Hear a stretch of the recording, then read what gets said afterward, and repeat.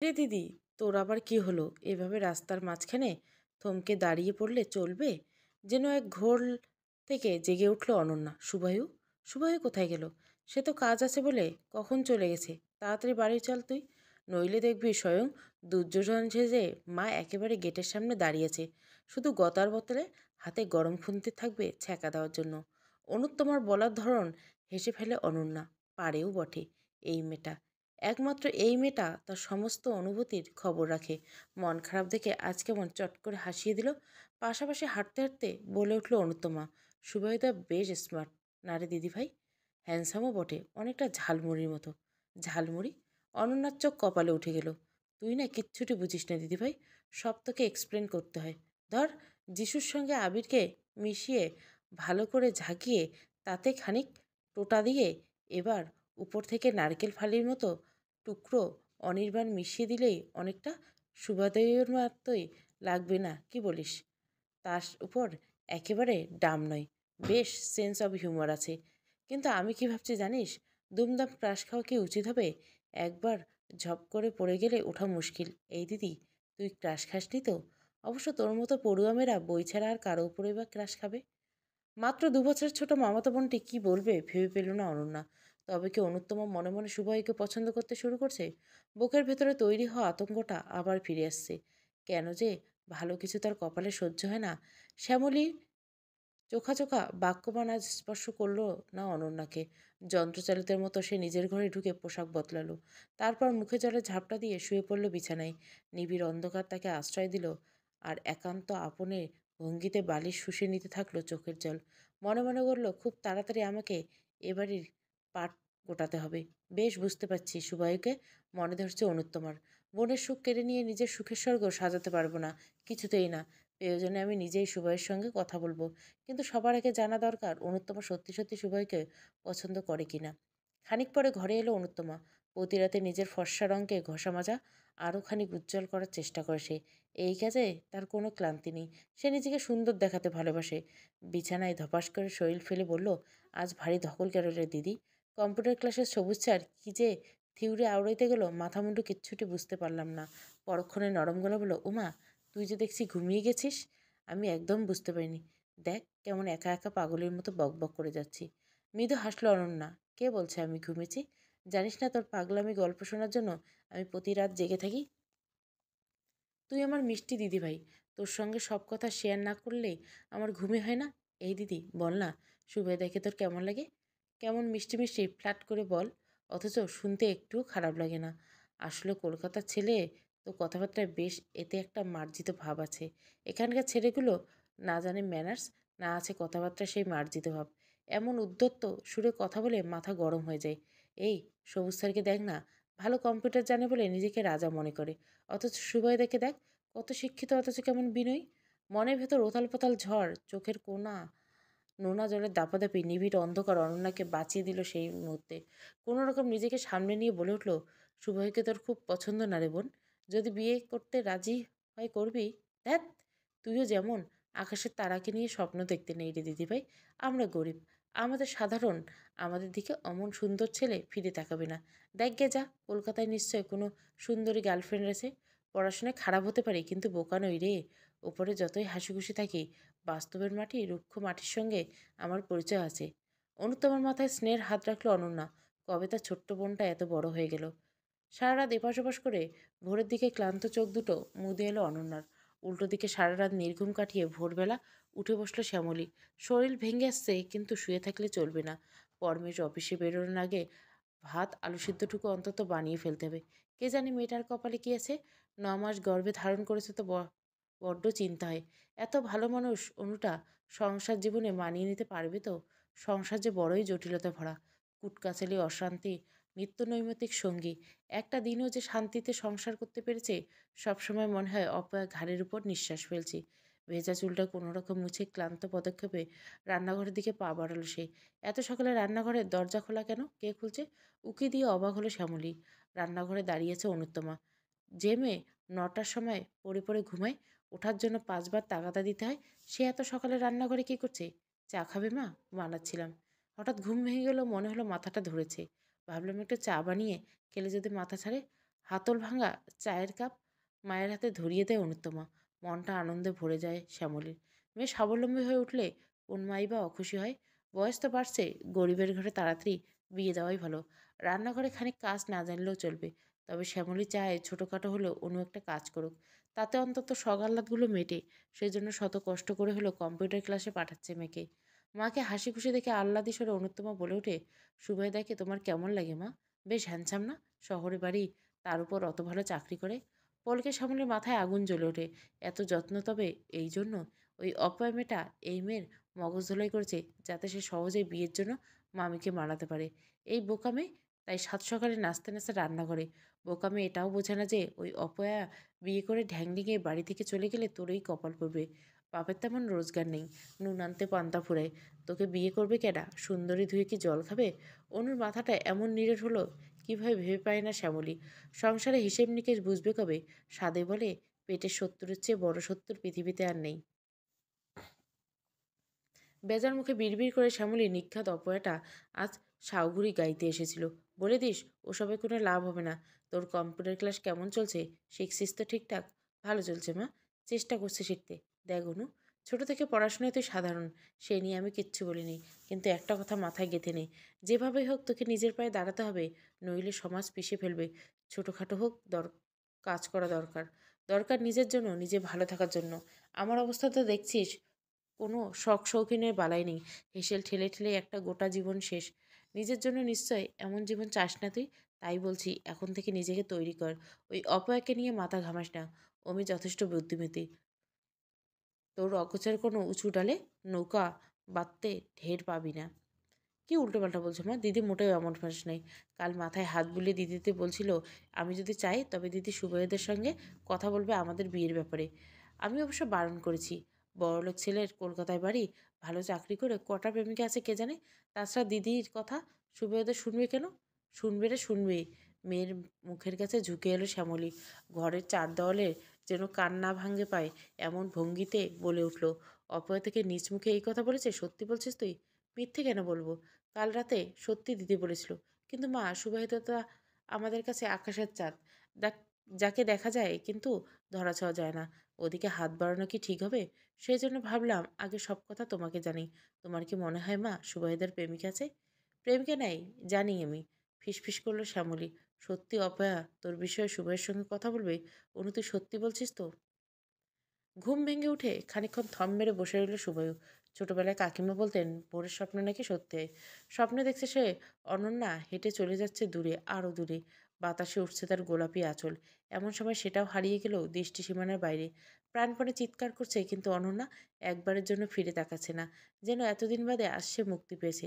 তবে কি অনন্যা হারিয়ে যাবে আমার জীবন থেকে? আপন মনে বিড়বিড় করলো সে। কিন্তু এমনটা তো হতে দেওয়া যাবে না, কিছুতেই না। কলেজ যাওয়ার জন্য তৈরি হয়ে বের হতে যাচ্ছিল অনন্যা। আজ এমনিতেই দেরি হচ্ছে, আসলে ভোরের দিকে চোখ লেগে গিয়ে এমন দেরি হয়ে গেল। আজ আবার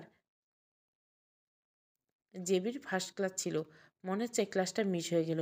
জুতো পরে বেরোতে যাবে, হঠাৎ নরম গলায় শ্যামলী, কিছু না খেয়ে গৃহস্থ বাড়ি থেকে বেরোতে নেই অনন্যা।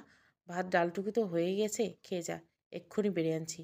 এখানে আসার পর থেকে মামির ঝাঁঝালো কণ্ঠ আর অপয়া শুনে শুনে বড় হয় মেয়েটা এতদিন বাদে এই সামান্য ভালোবাসার কথাটুকু শুনে প্রায় কেঁদেই ফেললো।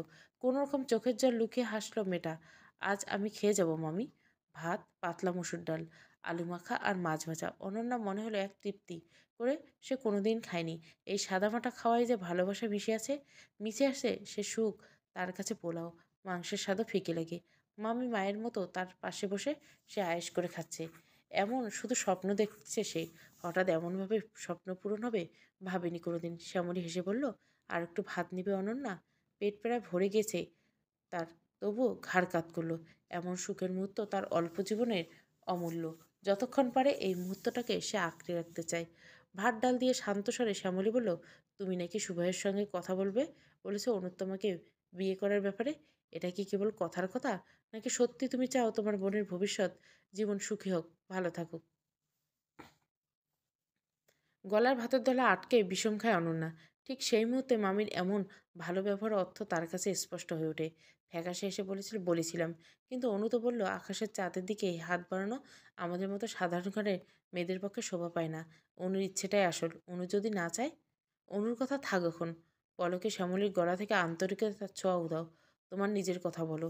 প্রশ্নটা আমি তোমায় করছি, তুমি কি পারবে সুভাইকে অনুর তোমার সঙ্গে বিয়ের ব্যাপারে রাজি করাতে? আমি চেষ্টা করে দেখতে পারি, কিন্তু সিদ্ধান্ত তো আমার হাতে নেই। তুমি জোর দিয়ে বললে সুভাই রাজি হবে না, এমনটা আমি বিশ্বাস করি না। এখন সবটাই তোমার ইচ্ছের উপর দাঁড়িয়ে। তবে একটা কথা মনে রেখো অনন্যা, প্রতিদান দেওয়ার সুযোগ কিন্তু সবার ভাগ্যে জোটে না।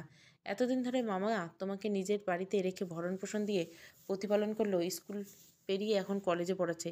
তার প্রতিদান দেওয়ার একটা সুযোগ তুমি পেয়েছো। কথা বলে আমি যা বুঝেছি, অনু সুবাইকে ভালো লাগে, বিয়ে হলে সুখী হবে। বড় বোন হিসেবে ছোট বোনের সংসার গুছিয়ে দেওয়ার দায়িত্ব কি তোমার নয়? ভরণ পোষণ অর্থ বা বল বা স্কুল কলেজ ফিস মামাকে কোনোদিন কোনো টাকা পয়সা খরচ করতে হয়নি। যেটুকু সঞ্চয় বাবার পড়ে গিয়েছিল, বরং আমার বাবার রেখে যাওয়া টাকায় এই বাড়িতে অনেক দিন হাঁড়ি চড়েছে, মাছ মাংস মিষ্টি এসেছে, তাও আমার অজানা নেই। তবু আমি সুভাইকে অনুরোধ করব, তুমি বলছো সেজন্য নেই। বাবা মা হঠাৎ করে চলে যাওয়ার পর মামা আমাকে সব সময় মানসিক শক্তি জুগিয়েছে।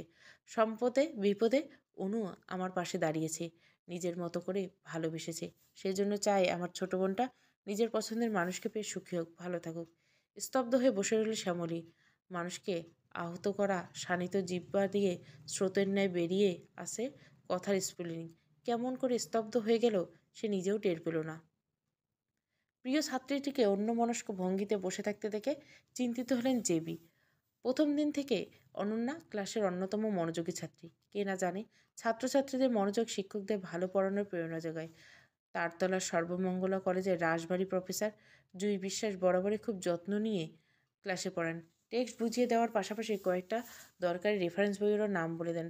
বই কিনতে না পারলে নিজের ব্যক্তিগত সংগ্রহে রেফারেন্স বই দিয়ে সাহায্য করেন। তবে তার দোকান থেকে জেরক্স করে ফেরত দিতে হয়। প্রতি মাসে সে মন দিয়ে জেবির পড়া শুনে প্রয়োজনে তার ব্যক্তিগত সংগ্রহের রেফারেন্স বই বাড়িতে নিয়ে গিয়ে টুকে নেয়। এই সুযোগে কেবল তিনি এই মেয়েকেই দিয়ে থাকেন। অনন্যার পারিবারিক চাপের কথা তার অজানা নয়। চাপ সামলে এবছর অনার্সে মেয়েটা ডিপার্টমেন্টে টপার হয়েছে। সহজ কথা, খানিকটা সে কারণে মেয়েটিকে জেবি একটু বিশেষ স্নেহ করে থাকেন। ক্লাস শেষে জেবি ডেকে নিলেন অনন্যাকে। নরম গলায় বলেন, কি হয়েছে তোমার? মন খারাপ নাকি বাড়িতে নতুন কোনো সমস্যা? দেখলাম আজ ক্লাসে একদম মন নেই, অন্য মনস্ক চোখে সারাক্ষণ জানলার দিকে তাকিয়েছিলে কেন?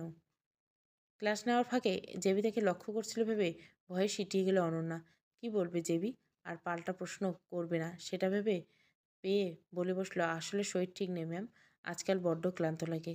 যেটুকু পারো পুষ্টিকর খাবার খাও, ক্লান্তি কিন্তু বিদ্যার জন্য শত্রু, কথাটা মনে রেখো। শরীরের যত্ন নেওয়া রুটিন করে ফেলো, বুঝলে?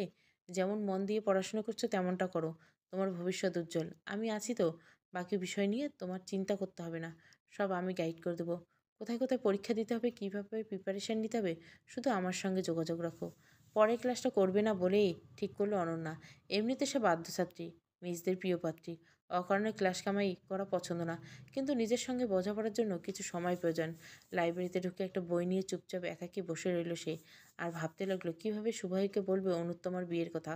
অনেক ভেবে কিছুই ঠিক করে উঠতে পারল না। যেখানে বাঘের ভয় সেখানে সন্ধ্যায়। যাকে এড়াতে চাইছিল সে যদি হঠাৎ করে সামনে এসে দাঁড়ায়, কিংকর্তব্য বিমূঢ় মানুষের মনের অবস্থা যা হয়। লম্বা চওড়া চেহারা সুভাইকে কলেজের সামনে দাঁড়িয়ে থাকতে দেখে অনন্যার মনের অবস্থা তাই হলো। দেখতে পেয়ে এগিয়ে এলো সে। কখন থেকে আপনার জন্য দাঁড়িয়ে অপেক্ষা করছি, দাঁড়িয়ে দাঁড়িয়ে পা ব্যথা হয়ে যাওয়ার জোগাড়, আর এতক্ষণে আপনার বেরোনোর সময় হলো। এত কি পড়ছিলেন শুনি? শুনেছিলাম মেয়েরা অপেক্ষা করতে ভালোবাসে, আজ নিজের চোখে দেখলাম। ঈষৎ লজ্জিত হলো অনন্যা। এমনভাবে সুবাহু কথা বলছে যেন সেই তাকে কলেজের সামনে এসে দাঁড়াতে বলেছিল। দেখা গেল কলেজের অনেকেই সুবাহুকে চেনে। মমফলে এই এক সমস্যা, জায়গা ছোট, সবাই সবাইকে নামে চেনে, নিদান পক্ষের নাম না জানলেও মুখ চেনে। গেটের সামনে সুবাহুকে দেখতে পেয়ে এগিয়ে এলেন জেবি। আমার ওয়াইসিটটা আপডেট হয়েছে কি না বলতে পারবা? আমি কিন্তু ডকুমেন্টস ব্যাংকে জমা করে এসেছি। পরক্ষণে ভারী অবাক হয়ে বললেন, আমাদের কলেজের সামনে কি করছো তুমি? অনন্যাকে চেনো বুঝি? ওই তো, অনন্যার মামা আমাদের ব্যাংকে একটা জয়েন্ট অ্যাকাউন্ট করছে, সেটাতে একটা সমস্যা হয়েছে, সামনে দিয়ে যাচ্ছিলাম, অনন্যাকে বেরোতে দেখে দাঁড়িয়ে পড়লাম। ভাবলাম বলে দেই, ওর মামা যেন তাড়াতাড়ি একবার ব্যাংকে যোগাযোগ করে। স্মার্ট ভঙ্গিতে বলে শুভায়ু। সম্ভবত জেবি কথাটা বিশ্বাস করলো না। দুজনের দিকে সন্দেহের দৃষ্টিতে তাকিয়ে এগিয়ে গেলেন সামনের দিকে। আপনার সঙ্গে আমার কিছু কথা আছে। কোনো কিছু না ভেবেই বলে ফেলল অনন্যা। আমারও কয়েকদিন ধরে চেষ্টা করছি তোমার সঙ্গে আলাদা করে কথা বলতে। সামনে ঝিলের মাঠ, বেশ নিরিবিলি। যদি তোমার আপত্তি না থাকে তাহলে আমরা খানিকক্ষণ বসতে পারি। দরকারি কথাগুলো হয়ে যাক সেই ফাঁকে। সামান্য থমকালো অনন্যা। ছেলেটাকে সে কয়েকটা দিন মাত্র চেনে। একলা যাওয়া কি ঠিক হবে? পরক্ষণে অনুত্তমার ঝলমলে মুখটা মনে পড়ে গেল। ঈশ্বর দ্বিধাগ্রস্ত স্বরে বলল, চলুন। দরজায় টোকা না পড়লে বোধহয় এভাবে চেয়ারে একঠায় বসে থাকতো শ্যামলী। কিন্তু দরজায় টোকা পড়ার শব্দ শুনে তাকে উঠতে হলো। চোখ খুলতে চোখে পড়ল খুকু মাসিমাকে। এই অবেলায় উনি দরজায় কেন? কেউ যদি পাড়ার খবর জানতে চায় তবে একবার এর সঙ্গে কথা বললে হবে।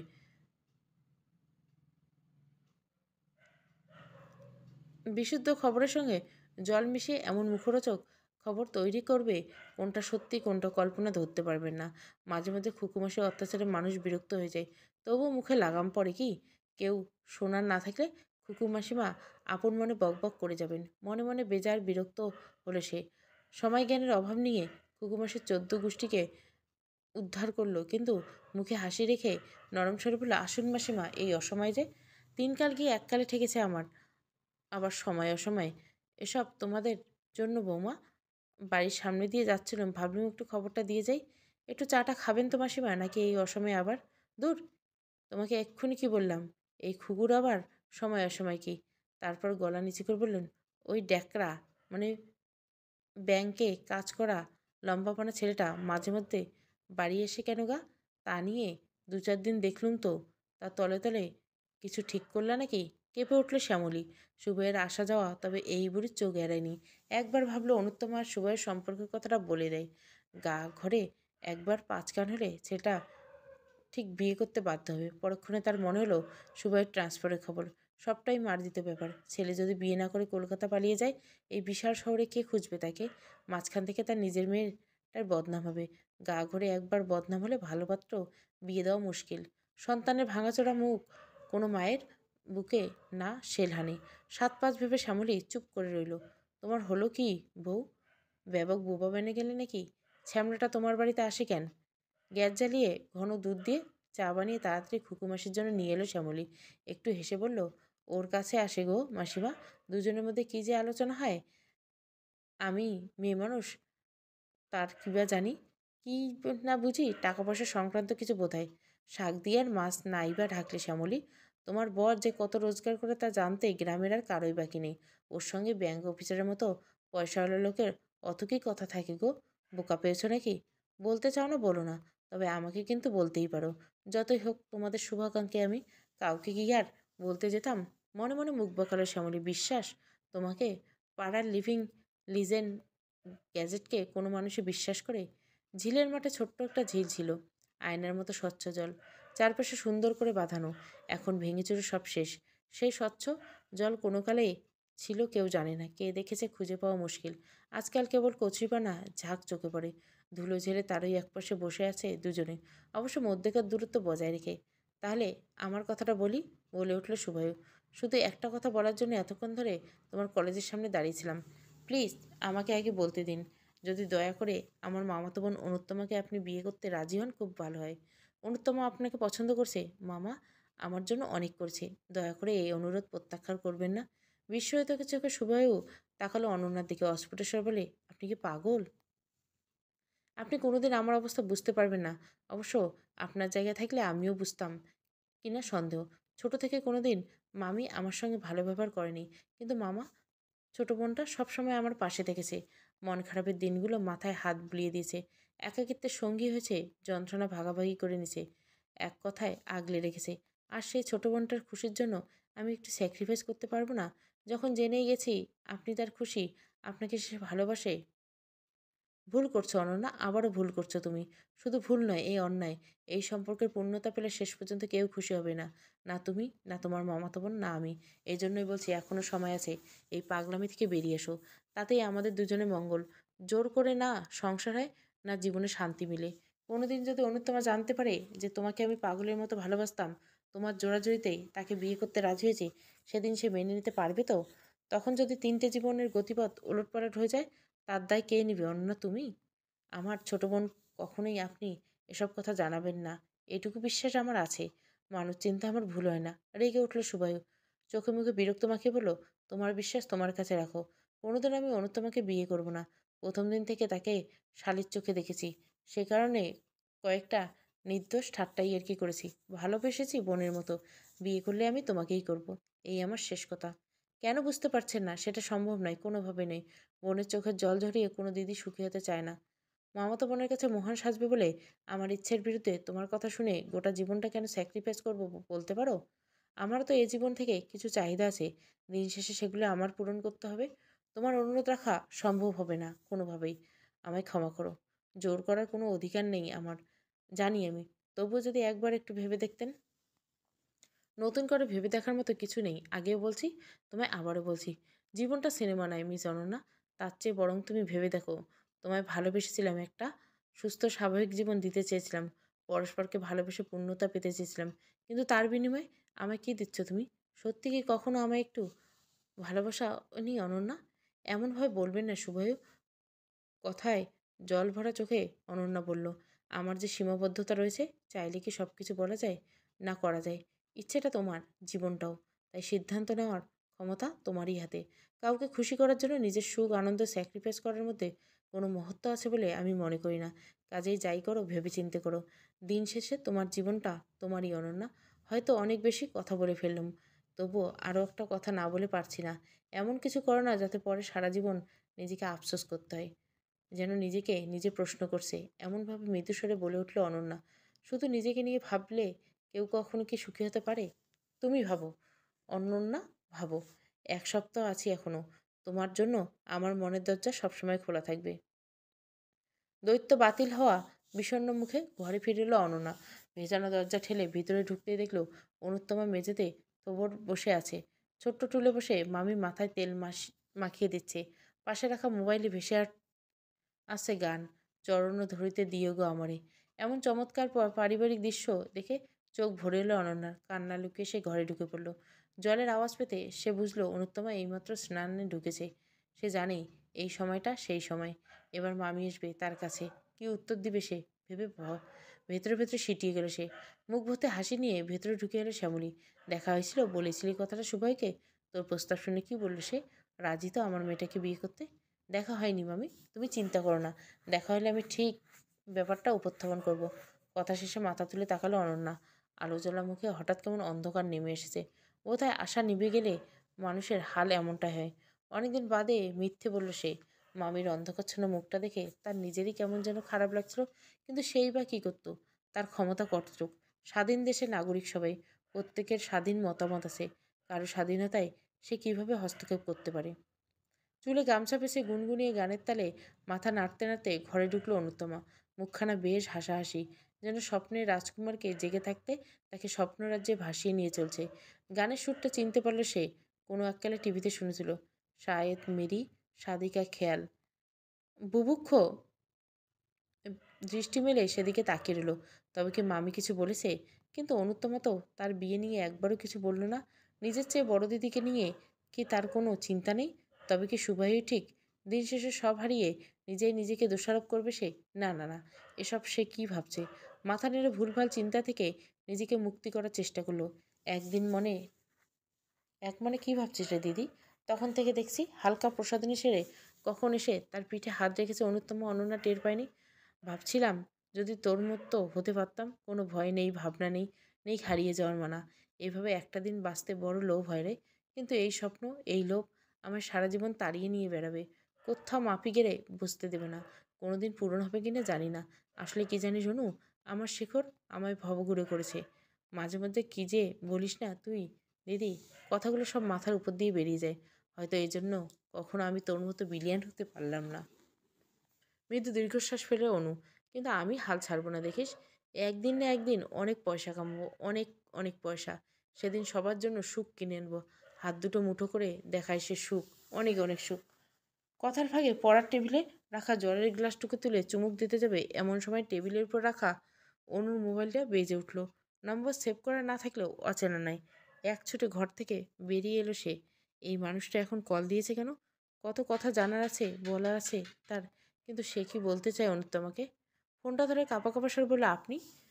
আমি কোনো স্বপ্ন দেখছি না তো? সত্যি আপনি আমার সঙ্গে কথা বলার জন্য ফোন করছেন? অপর প্রান্ত থেকে ঠান্ডা স্বরে বলে উঠল শুভায়ু, তোমার সঙ্গে কাল একবার ঝিলের মাঠে দেখা করতে চাই। কয়েকটা কথা বলার আছে, আশা করি তুমি বুঝবে। এটা তোমার আর আমার মধ্যেকার ব্যাপার। দিদিকে কিচ্ছুটি বলার দরকার নেই। কখন এলে তোমার সুবিধা হবে? বিকেল 4:30 থেকে 5টার মধ্যে পৌঁছে যাব আমি। আপনি কিন্তু সময় মতো আসবেন। ওই রাস্তাটা তো জানেন মোটেও ভালো না। লোকজন দেখে ফেললে গা ঘরে একদম গুজব রটবে। দোষটা কিন্তু আমায় বলতে হবে না। অনু অনুত্তমা। আসলে কি জানো, দোষটা একা রাস্তার নয়। দিন শেষে বোধহয় আমরাও কেউ তেমন একটা ভালো মানুষ নই। আর সেখান থেকে সব সমস্যার সূত্রপাত। এই কথা বলার পর কি বলার থাকে ভাবলো অনুত্তমা। দিদির মতো এই লোকটাও সময় পেলে বাজে বকে। বোধহয় বেশি পড়াশুনো জানা লোকগুলোর স্বভাবই এমন হয়। কি যে বলতে চাই কিছুই বোঝা যায় না ছাই। কথাগুলো সব মাথার উপর দিয়ে বেরিয়ে যায়। এক ঝলক দেখলে নাম্বারটা ভারী চেনা চেনা লাগলো অনন্যার। কোথায় ঠিক কোথায় যেন নাম্বারটা দেখেছে সে। এসো নওয়া জিন্স, পিঙ্ক কুর্তি, চোখে হালকা কোহল, ঠোঁটে বেবি পিঙ্ক লিপস্টিক, কানে ঝোলা পিঙ্ক ডাংলার, শ্যাম্পু করা খোলা চুল, একটা হালকা সাজে অনুত্তমকে জ্বালাময়ী লাগছে। আলনা থেকে স্টোন ওয়ার্ক করা পিঙ্ক ব্যাগটা হাতে নিল। চোখের পাতা থেকে সামান্য কাজল নিয়ে মেয়ের কানের পিছনে লাগিয়ে দিল শ্যামলী। হেসে বলে, কি সুন্দর লাগছে আমার মেয়েটাকে। কারণ না নজর লেগে যায়। বন্ধুদের কাছে অনুত্তমা শুরু ছিল পছন্দের পুরুষকে অপেক্ষা করাতে টানে বাড়ি। সেই মতো 5টায় সময় দিলেও ঝিলের মাঠে সে পৌঁছলো 5টা 20 নাগাদ। ভেবেছিল পছন্দের পুরুষটি চোখে দেখা হয় আকুতি দেখবে, কিন্তু একই দেখছে সে। তবে কি এতদিন ধরে যা শুনেছে তার সবটাই ভুল? তার পছন্দের পুরুষটি বিরক্ত মুখে এদিক ওদিক পায়চারি করছে, মাঝে মাঝে ঘড়ির দিকে তাকে বিড়বিড় করছে, বিরক্ত জাহির করছে। পছন্দের মানুষের জন্য অপেক্ষাতে আসল মজা। তাহলে শুভই এত বিরক্ত কেন? তবে কি দেরিতে এসে ভুল করলো সে? শুভই তাকে উল্টোপাল্টা কিছু বলবে না তো? ভেতরে ভেতরে বেশ একটু ভয় পেয়ে গেল অনুতমা। হঠাৎ মনটা কেমন খারাপ হয়ে গেল। চারপাশের সব কিছু মুছে গিয়ে নিজেকে ভীষণ একাকী লাগতে শুরু করলো। কেন তার মনে হচ্ছে শুভই তাকে পছন্দ করে না? এই সাজ, এই সজ্জা, এই ভূষণ, আভরণ সব বেকার। জীবন এসবের কোনো প্রাসঙ্গিকতা নাই। পরক্ষণে মাথা নেড়ে এ ধারণা বাতিল করলো সে। পছন্দ না করলে শুভই তাকে ডেকে পাঠাবে কেন? তাও আবার আড়ালে এই ঝিলের মাঠে। মোবাইলে বার করে শেষবারের মতো নিজেকে একবার দেখে নিল। ঝিলের দিকে পা বাড়া সে। এত দেরি হলো কেন? তুমি তো 5টার মধ্যে আসবে বলেছিলে। বিরক্ত মাখা মুখে বলে উঠল শুভয়ু। অবাক হয়ে দেখছিল অনুত্তমা। এত কষ্টে যে সে সেজে এলো, তার পছন্দের পুরুষ একবারও সেদিকে তাকিয়ে দেখল না। মাথা নিচু করে উত্তর দিল, হয়ে গেল একটু। এখানে ডেকেছিলেন কেন? কিছু দরকার ছিল? তুমি নাকি আমাকে পছন্দ করো, জীবনসঙ্গী করতে চাও? শুভ্র সোজাসুজি তাকালো অনুত্তমার দিকে। সে চোখে, যে চোখে ভাষা লেখা আছে অনুত্তমার মতো সোজাসাপটা মেয়ের পক্ষে তা বোঝা সম্ভব নয়। না মানে, আপনাকে কে বলল? অনুত্তমা ফর্সা গালের লালচে আভার ছোঁয়া লাগলো। বেতস পাতার মতো শরীর কাঁপতে লাগলো, পাতলা শরীরটা। পলক হাত বাড়িয়ে তাকে ধরে ফেললে শুভয়। এত কাঁপছো কেন? কি হয়েছে তোমার? না কিছু হয়নি। অতি কষ্টে নিজেকে সামলে নেয় অনুতমা। সঙ্গে সঙ্গে শুভয়ও তার হাত ছেড়ে দেয়। কি হলো? চুপচাপ দাঁড়িয়েছো? কে? উত্তরটা আমি তোমার মুখ থেকে শুনতে চেয়েছিলাম। বেশ কড়া গলায় বলল শুভয়। কিন্তু যা অবস্থা দেখছি তাতে তুমি মুখে কিছু বলতে পারবে না বলে মনে হচ্ছে। দেখো, আমাকে আলাদা করে ডাকার একটাই কারণ। তোমাকে আমি সত্যি জানাতে চাই। তোমাকে নয়, অনন্যাকে ভালোবাসি আমি। আপনি? আপনি দিদিভাইকে ভালোবাসেন? বিস্ময়ে অনুত্তমার বাকরুদ্ধ হয়ে গেল। সুবয়ের মুখ দেখে বোঝা যাচ্ছে এই সম্পর্কের ব্যাপারে সে যথেষ্ট সিরিয়াস।